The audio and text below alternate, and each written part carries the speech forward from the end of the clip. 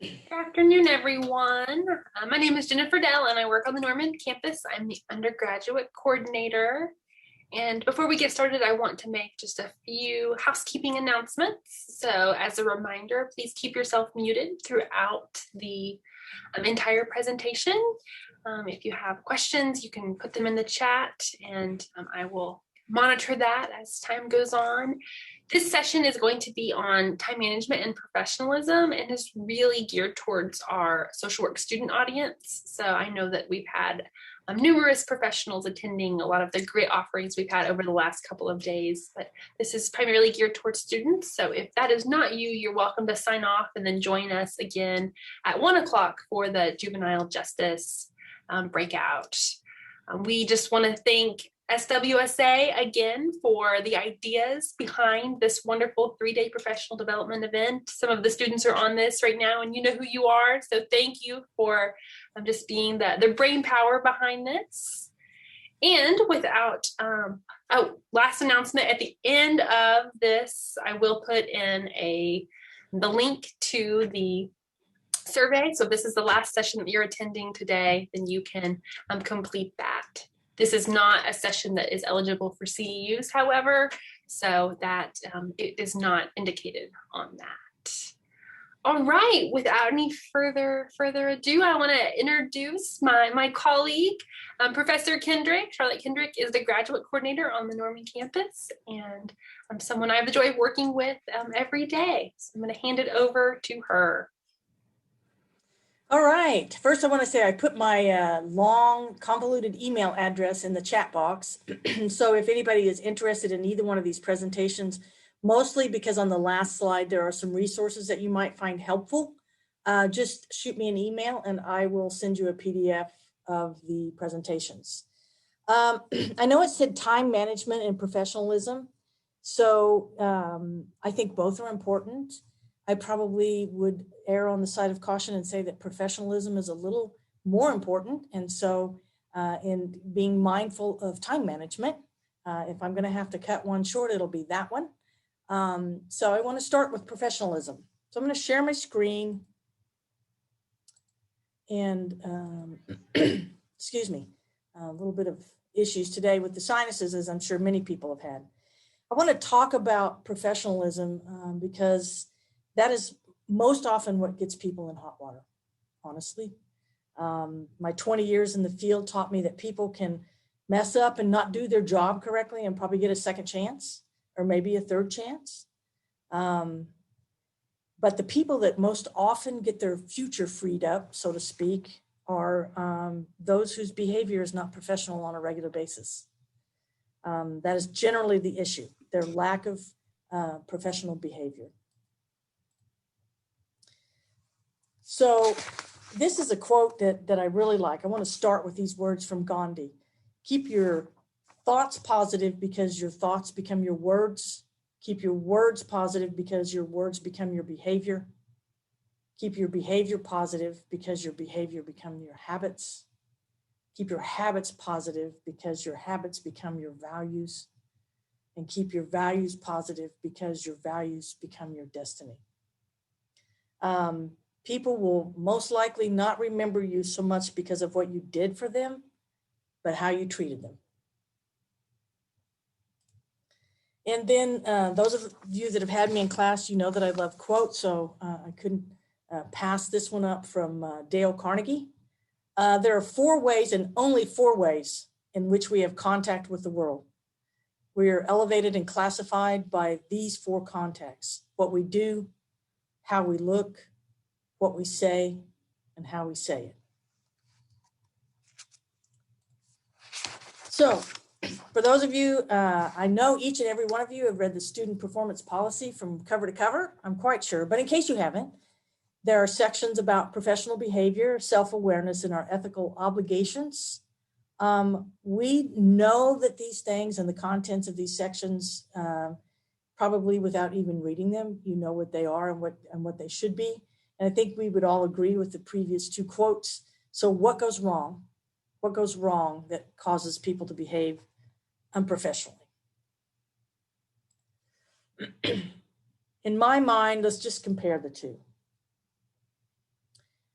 Making decisions on the basis of fact, analysis, and thinking, or making them on the basis of personal feelings. The personal feelings will cause you the most trouble. Take a deep breath before you make a decision.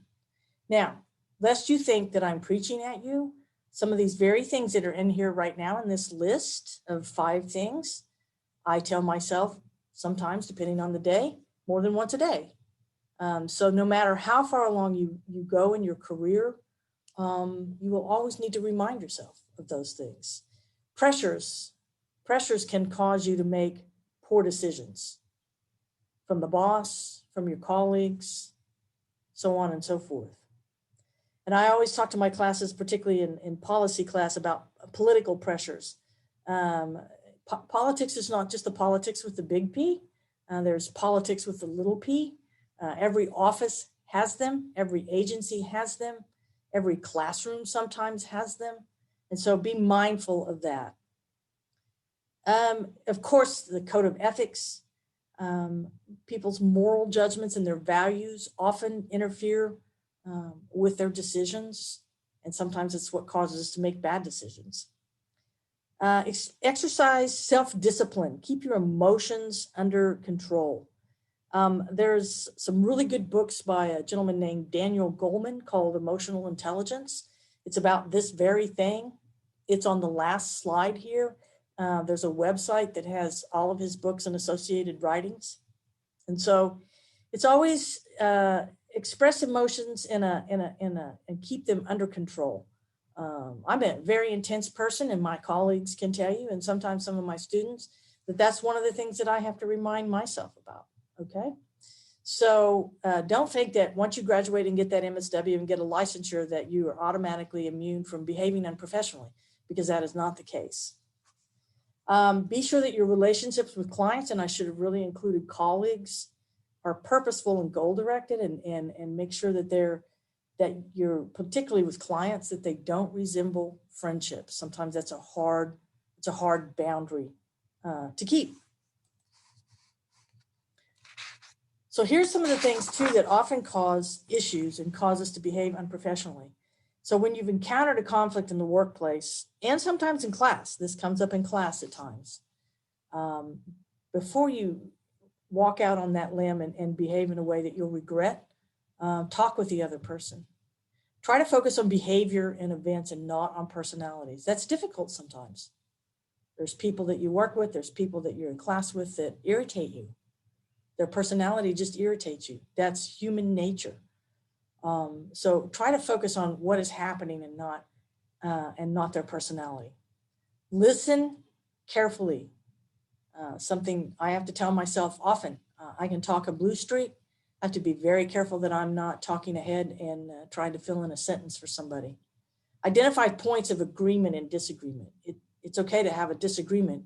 Just do it civilly. Prioritize the areas of conflict. Okay, that may sound odd, but you may have more than one conflict with somebody. So which one is the most important, and which one are you maybe willing to give on? Develop a plan and then build from your successes. So then moving on, and I should put in here, this is what about dealing with difficult clients? What about dealing with difficult classmates? Okay. Stay calm, particularly when the other person is angry.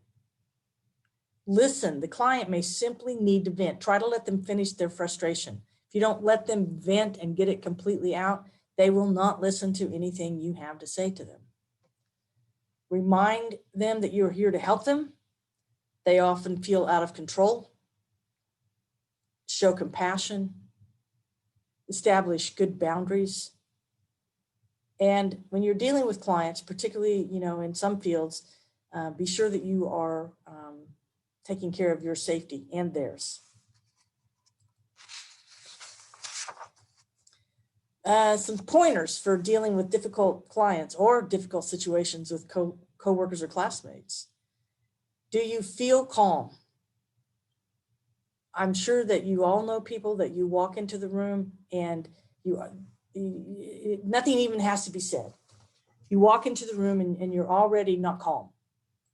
This person irritates you. They irritated you last week. You don't understand why they're allowed to continue to behave that way.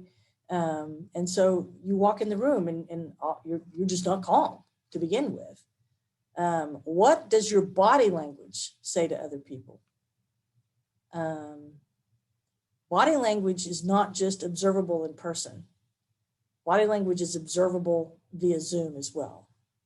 Ever since I started teaching here at the university, even before the COVID, because I was teaching on Saturdays, every other week was via Zoom. So body language can be picked up, that is, as long as the video is on. And sometimes that in and of itself is body language. If you see people check out in the middle of something, that's body language, right? When they turn the Zoom off. What are you really listening to what they are saying? Are you really listening to what they are saying? Or are you on your next sentence and trying to prove your point? So just, think about a time when you were upset or feeling angry. Whenever that happens again, what would have helped to de-escalate the situation? And that's not as easy as it sounds, because everybody is different and every situation is different. What you do with one person might not work with someone else. And sometimes de-escalating the situation is if they come in angry, or you have a situation in class where your classmates get angry, sometimes the best thing you can do is just to not respond to that at all.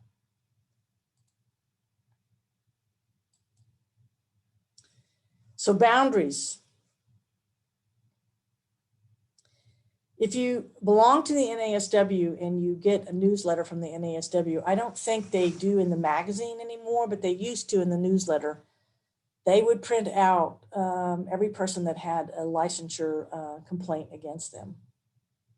And they were most often had nothing to do with the kind of treatment someone provided.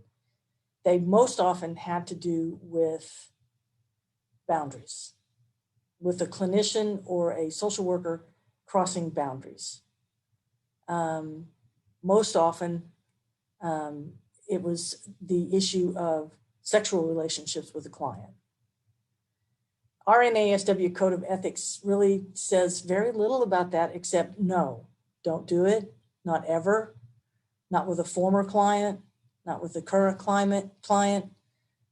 It's too much of a power differential. That's not the only thing that sometimes gets in the way of professional relationships, dual relationships with clients or colleagues. That's people say, well, I hang out with, if you're working now, I hang out with my friends at work all the time. That's fine. But unless they're like your best friend, you also have to be mindful that that is a boundary that sometimes, depending on what happens at work, may be a boundary that may make you uncomfortable because now you have a dual relationship with that person. It's also very hard if you're a supervisor. I supervised 10 out of my 20 years in the field, and pretty much made a ruling that I didn't fraternize with the people that worked for me unless we were all going out to celebrate somebody's birthday. But I didn't pick one or two to go eat dinner with, go have drinks with, whatever, because it puts you in a position that may be regrettable later on. So boundary violations, it's a conflict of interest that harms the client or the colleague. Some conflicts are simply caused by exerting influence over somebody else in a way that benefits you, but it's not in their best interest. So if you're curious, that's in section 1.06 in the NASW Code of Ethics. Pretty clear about how we need to behave. So some boundary crossings may not be intentionally coercive, but they might still be harmful. You might disclose personal details to a client in an effort to be helpful, but it may actually confuse them and harm your professional relationship by undermining their confidence in you. So be careful. While self-disclosure is permissible and sometimes is helpful, sometimes you have to be very careful with that. And on the subject of self-disclosure, it is not always unethical and can be helpful if you're trying to make a client feel less like they are the only ones who have experienced something. Just make sure you are doing this for the client and not for your own reasons. I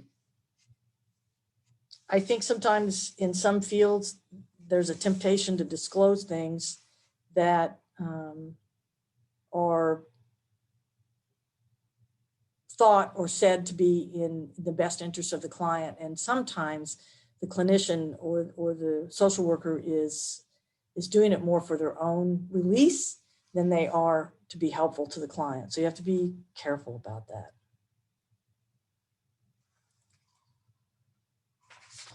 So some categories of boundary issues. Intimate relationships. The Code of Ethics says NO. Some other Code of Ethics say not for a year, so on and so forth. Social Work Code of Ethics just says no. Personal benefit, monetary gain. Not a good idea to be letting clients do work for you. It's just not a good idea. Emotional and dependency needs. Be mindful of not promoting your client's dependency upon you because you are not always going to be there. Altruistic gestures, unanticipated circumstances. Go somewhere that you're not anticipating to meet a client and you do. You have to think about that and how you might behave if that were to happen. So, professional communication. I like cartoons, so I couldn't resist putting this one on here. I promise I'm not mad. It's just my face. One of the things that is really difficult to control, you may be really good, as I am most of the time, of controlling what I say, but oftentimes I'm not real good at controlling the facial expression. I have had experiences in meetings when I was not happy about something, and I just knew my eyes were getting ready to roll. So, but rather than do that and be unprofessional, turn my video off momentarily, right? It's just, it's harder to control the face. I worked in child welfare for 10 years, so you do become fairly adept at thinking one thing, having a different look on your face, and perhaps saying something entirely different. And that's not in an effort to be misleading. That's just that sometimes clients in that field and in many fields will tell you things that are shocking. And you can't react to that with your expression. Make sure that your body language is congruent with what you're saying. My mother used to say that she would say something, tell me to quit acting mad, and I would fold my arms and say, I'm not mad. That is not, that's not going to fly. I kind of overwent the first one. So use clear, simple language. You guys are you're in college and you're either in bachelor's or getting your master's and maybe nearly finished. We all know big words. You can use that when you're with your colleagues, when you're with your clients. You don't have to talk down to them, but don't use a word that you think they might not understand. That's not helpful. I've seen people do it though. And I even personally in presentations with other professionals, you don't have to impress people with your vocabulary. You want to use a good vocabulary, but if you want to relate to people, be mindful of the kind of vocabulary you're using when you're presenting. Don't overwhelm the receiver with too much information at one time. This is a bad habit of mine. My mind goes about 90 miles an hour all the time. And so when I have something I want to discuss, as I did with my colleagues at lunch today, I start, just, that can be overwhelming to colleagues and clients, coworkers, classmates. So just slow down and one thing at a time. If you're not sure that people understand you, ask if they understand you. Just be sure you ask it in a nice way. I think this first one is for me. When someone comes in to talk to you, I like this cartoon too. Will you excuse me a moment? Someone's trying to get my attention. When someone is trying to tell you something, I would like to put in here also, stop talking and stop thinking. And by thinking, I mean, stop thinking about what you want to say next. Try to put them at ease. This is sometimes a difficult thing to do. Demonstrate that you're paying attention, both verbally and non-verbally. Don't interrupt. That's another one for me. I have a tendency to have an idea and I want to get it out there. It's an annoying habit. And then again, control your emotions. I really would encourage you maybe when you get out of school and when you have time to read something besides the books in school, to look at some of those books by Daniel Goleman. It's really kind of eye-opening with regards to emotional intelligence. I know it's a word that's thrown around a lot these days, but it's some good information. Nonverbal. I know that we all know this, but it's one of the things that is more difficult to control. Eye contact, or lack thereof, reveals a lot about our emotional state or the emotional state of a client or a classmate or a colleague. Tone of voice. Be very mindful of that because it will reveal your feelings without you realizing that it is. Facial expressions, again, harder to control. Arm and hand movements reveal a great deal. Body positioning. You can be perceived as uninterested or aggressive without even realizing that's what you're doing, simply based on your body position. And dress and appearance say a lot about your professionalism.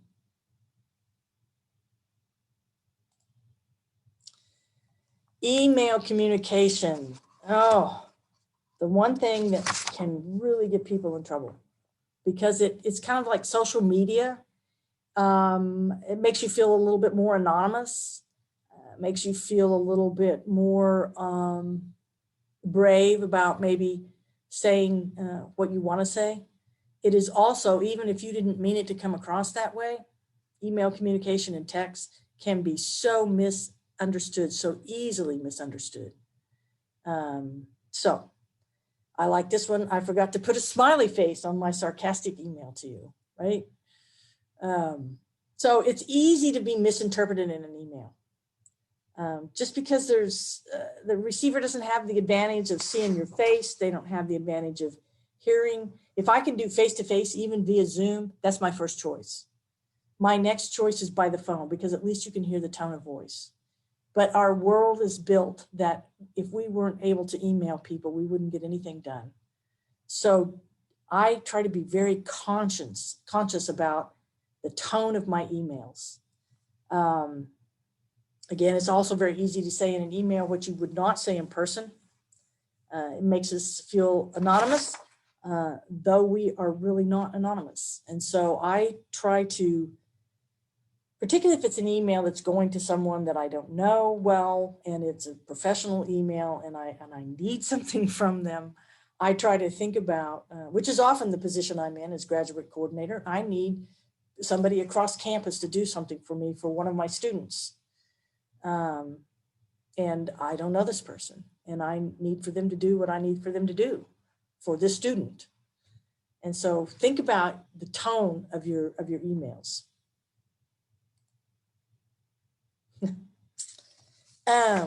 Yeah, that was quite a scathing email about the district manager. I'm really surprised you CC'd her. Maybe I should put the reply all up at the very beginning. If you do not really want to reply all, be very careful about replying all. I have literally gone through an email. I think this is good information for a whole bunch of people, but I want to make sure that if it's information that's sensitive or information that not everybody needs to know, I try to go through, even if there's a list of 10 or 20 people, and see if I, in an agency or in a situation where I know the people, do they really need to see this? Because on top of sending something to someone, they're like, oh my gosh, because trust me, you are not going to be able to recall it fast enough. I know this from experience. You're just not. Secondly, reply all can get irritating if it goes to a lot of people. But professional sounding email, always going to, when you're going to a business associate or, that you don't know well. Subject field, make it something that will catch their attention. Use the highest level when emailing, such as, particularly if you don't know the person, Mrs. Jones, Professor so-and-so. Don't use hey if you don't know them, or first names if you don't know them and you have not been given permission to do so. What that indicates to the receiver, if they don't know you, is that you're not professional. The first time I had to email the graduate college, the academic counselor for social work at the graduate college, it was to Ms. Young. And it continued to be to Ms. Young until she finally said, Charlotte, call me Abby. Okay. Right? Because what that does is it shows that you are being careful. It shows that you're mindful. It shows that you're a professional. And until you know somebody, that's just the best thing to do. It'll also get their attention better. Say thank you, best regards, sincerely. Okay, and then this is just my personal thing. I know a lot of people put a stamped email that says sincerely, regards. And I'm not talking about your tagline down below. I'm talking about what you put right before your name. I would caution against that because maybe you've had to send an email to an employee that kind of reminds them that this is the third time you've had to tell them blah, blah, blah. And, maybe you don't want to say sincerely or best regards or thank you. So if you have an automatic reply line like that, or sign off rather, just be mindful that if you're sending it to someone that's not really how you feel, you need to take that off of there because people will pick up on that. Well, she didn't really best regards for me or whatever. So just be mindful of the sign off. I know we are all very busy people. I was off for 2 days this week. I can't even tell you how many emails I had when I came back Thursday morning. But respond as promptly as possible. I teach some online classes, and we're told that we need to, the expectation is that we need to at least respond back to those students within 48 hours. And I don't always make that, but I try to.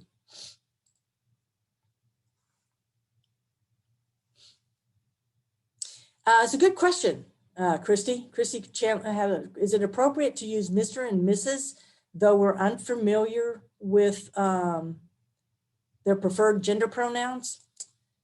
That has to be a call on your part. I think it's difficult to know what people's preferred pronouns are unless you know them. And if you don't know them, I think it's, they might not even want to be called by their real first name. I encounter that in the classroom, right? Their given name. I always err on the side of Mr. and I use I use Ms. as opposed to Mrs. because maybe they're not married, right?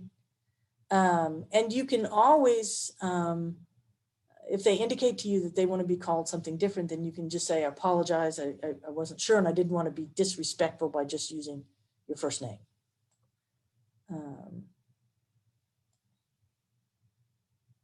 So that's good. Johnson says, so you have gone to the saying the name of the individuals as not to assume their pronouns.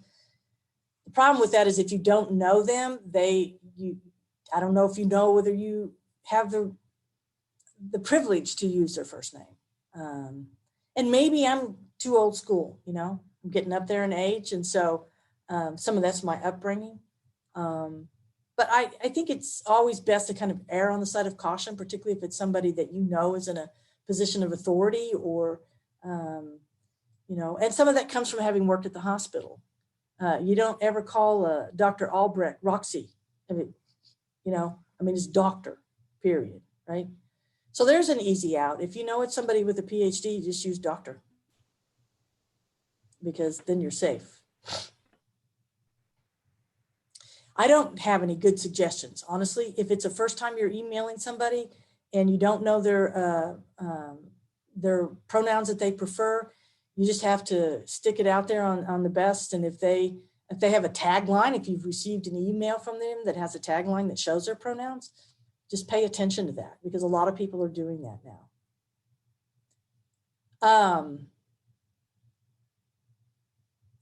You could use first and last. Christy Tarpley has a good suggestion here. I normally say dear first and last name. That's a good idea. And it's just, it's an area that you're not gonna, you're probably unintentionally at some point in your professional career gonna, offend someone without really meaning to. All you can do at that point is just say, I'm so very sorry, I didn't know. Of course, I meant no disrespect, so on and so forth. Here's a really good suggestion. If you are angry at or upset, I've done this a million times. Okay, 500,000. Do not put the receiver's name in the send box, because it's too easy to kind of forget and hit send.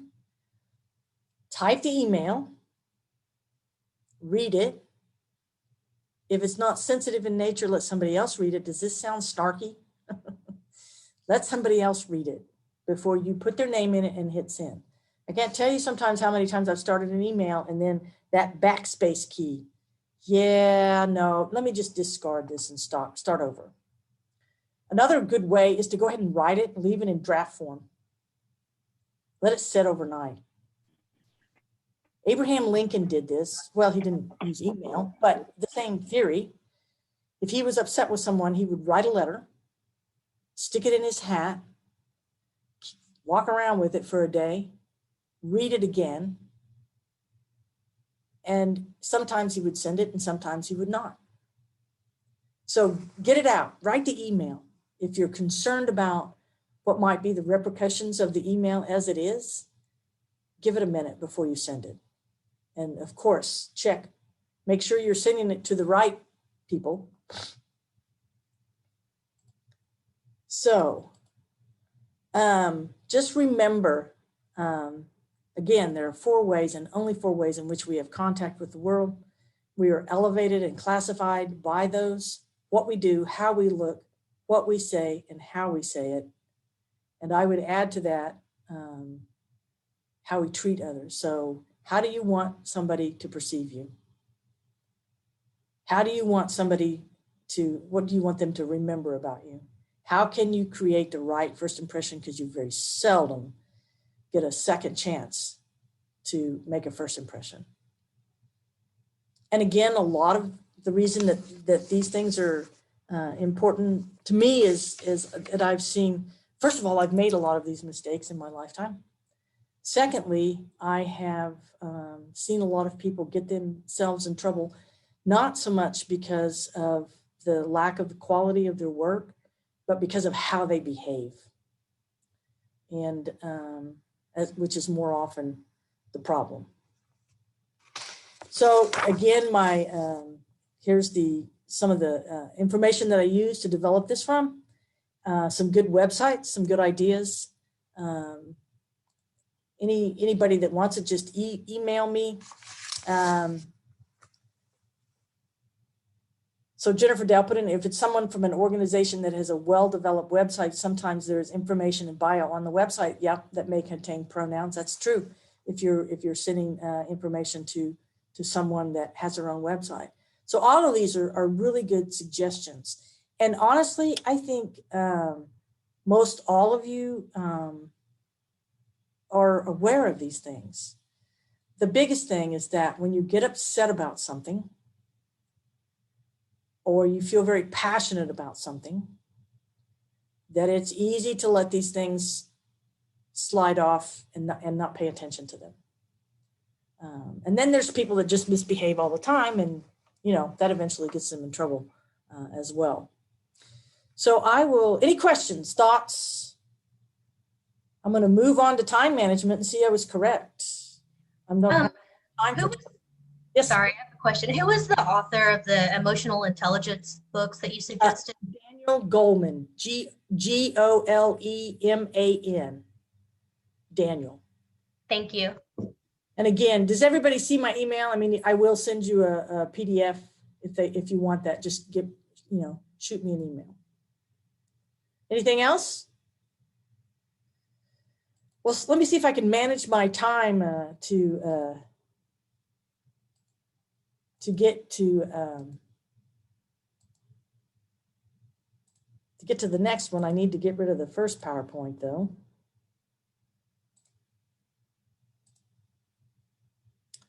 All right.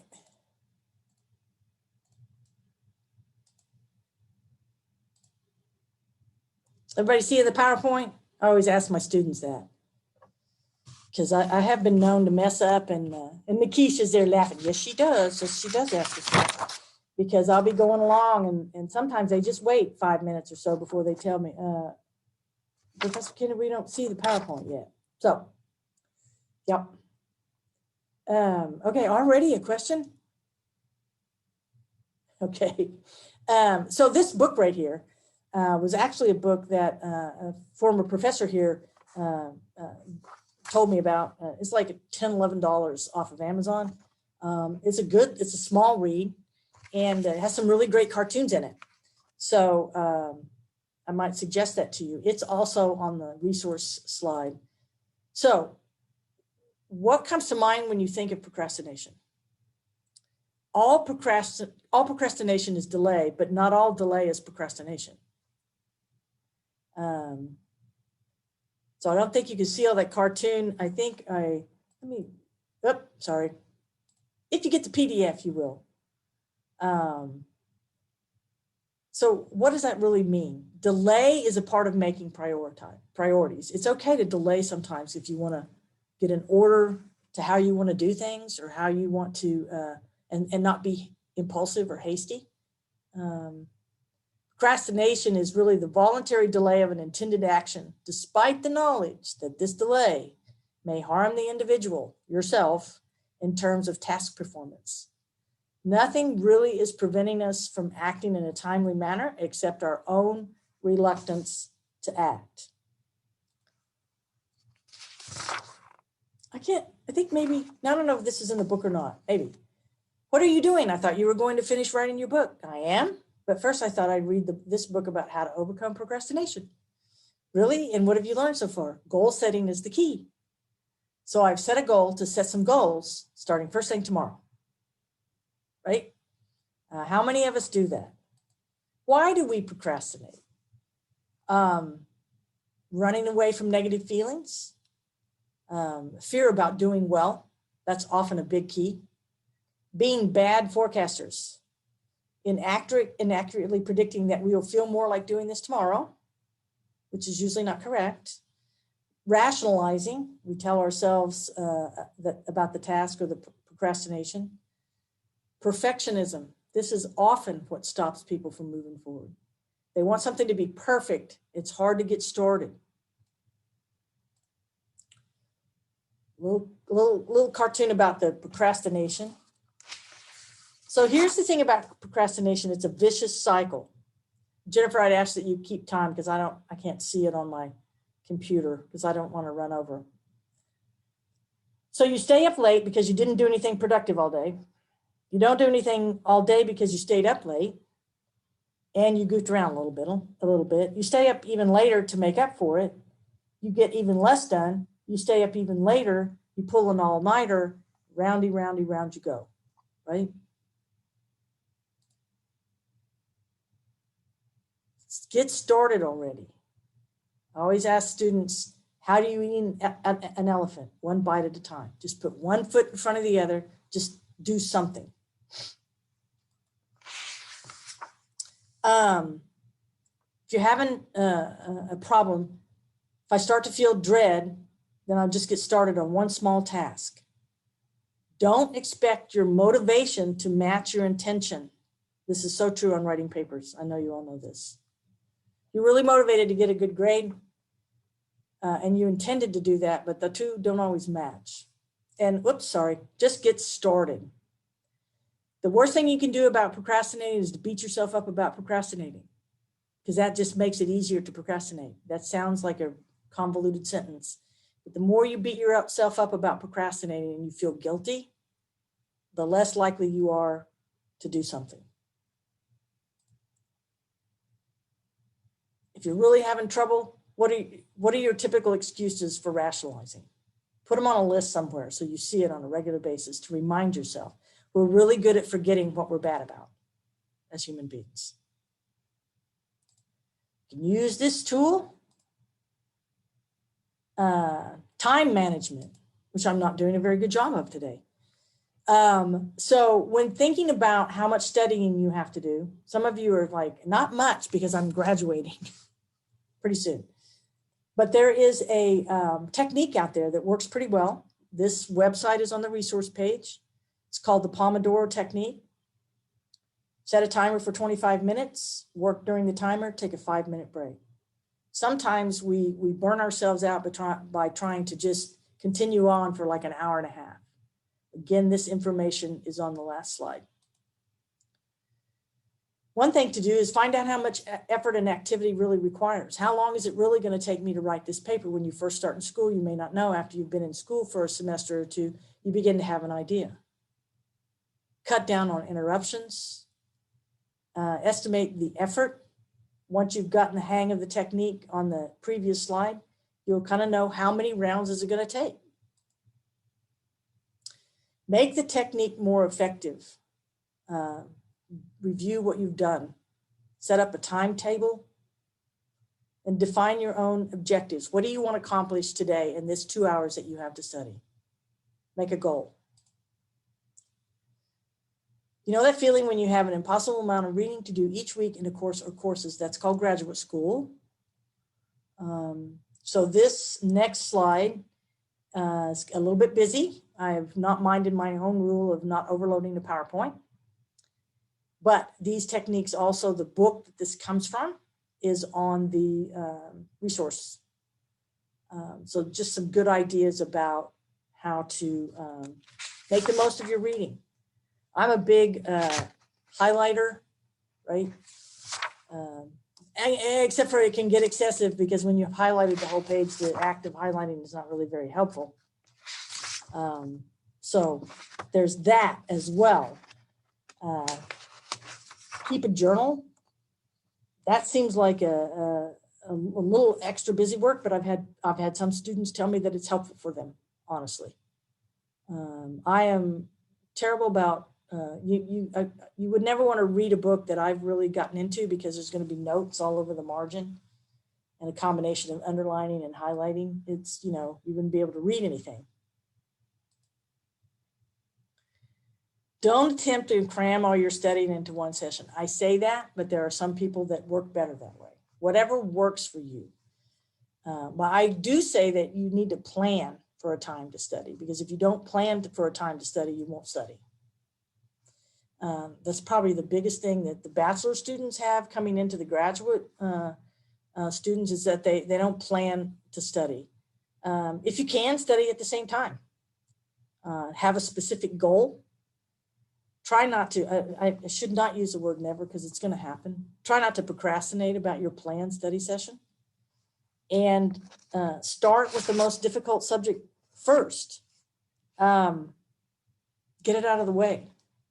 So I think I'm about to the last slide. Let's see what we have in the chat. Do we have anything that we need to? Thank you, Jennifer. Yes, okay. So really, this one is pretty straightforward. Some more habits. These are some good apps that may help you organize. Some of them do have a cost to them. And then there's the resources. So that was a little quick in time management, but I really wanted to concentrate on the professionalism, which I feel like is what often gets people in trouble. Jennifer, would you mind to put my email address in there? Well, no, it's kind of long and convoluted. I'll do it real quick. I haven't shortened mine like everybody else has. Now I'm afraid to. I can get it, Professor Kendrick. I got it. I got it right there. Let me just say this in parting. When you go out in the work world, and sometimes right here in your own classmates and your classrooms and so on and so forth, you're going to encounter people that do not behave professionally, and they do not behave professionally on a regular basis. It's very easy to get into a mindset of and get discouraged. Why should I behave professionally when so-and-so doesn't? Might be somebody that's over you, right? At the end of the day, the only person that you have control over is yourself. And nobody's going to come to you and say, I base my opinion of you on this other person that's behaving unprofessionally. If you're behaving unprofessionally, that's where their opinion of you will come from. And it's discouraging sometimes because there's people that you would expect should behave professionally, and they just don't. And you just have to let that go and behave professionally anyway, because it's the right thing to do. So I was worried about filling up 45 minutes. My students are like, really, Charlotte? No, we know you well. That would be no problem. All right, shoot me an email and I will send you the PDF, and I will see you all in class or hopefully sometime later. Take care.